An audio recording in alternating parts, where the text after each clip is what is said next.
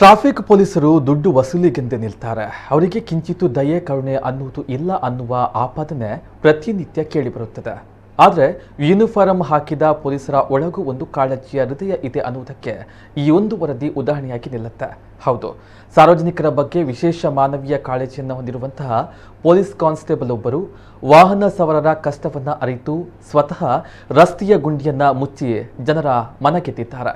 ಮಂಗಳೂರು ನಗರ ಪಶ್ಚಿಮ ಸಂಚಾರಿ ಪೊಲೀಸ್ ಠಾಣೆಯ ಕಾನ್ಸ್ಟೇಬಲ್ ಶರಣಪ್ಪ ಎಂಬವರು ರಸ್ತೆಯಲ್ಲಿರುವಂತಹ ಗುಂಡಿಯನ್ನು ಮುಚ್ಚಿ ಆ ಮೂಲಕ ಜನರ ಮನಗೆದ್ದಿರುವ ಅಧಿಕಾರಿಯಾಗಿದ್ದಾರೆ. ನಗರದ ಸ್ಟೇಟ್ ಬ್ಯಾಂಕ್ ಬಳಿಯ ರಾವ್ ಆ್ಯಂಡ್ ರಾವ್ ಸರ್ಕಲ್ ಬಳಿಯ ರಸ್ತೆಯಲ್ಲಿ ಸ್ಮಾರ್ಟ್ ಸಿಟಿಯ ಕಾಮಗಾರಿಯಿಂದ ದೊಡ್ಡ ಹೊಂಡವೊಂದು ನಿರ್ಮಾಣವಾಗಿತ್ತು. ಇಂದು ಬೆಳಗ್ಗೆ ಇಲ್ಲಿ ಕಾರ್ಯನಿರ್ವಹಿಸ್ತಾ ಇದ್ದ ಶರಣಪ್ಪ ಅವರು ವಾಹನ ಸವಾರರ ಕಷ್ಟಕ್ಕೆ ಮರುಗಿ ಹತ್ತಿರದಲ್ಲೇ ಇದ್ದಂತಹ ಇಂಟರ್ಲಾಕ್ ಕಾಂಕ್ರೀಟ್ ತುಂಡುಗಳನ್ನು ಜೋಡಿಸಿ ರಸ್ತೆ ರಿಪೇರಿಗೆ ಇಳಿದಿದ್ದಾರೆ. ಇದನ್ನ ಕಂಡಂತಹ ರಿಕ್ಷಾ ಡ್ರೈವರ್ ಸೇರಿ ಹಲವು ಜನರು ಇವರಿಗೆ ಕೈ ಜೋಡಿಸಿದ್ರು.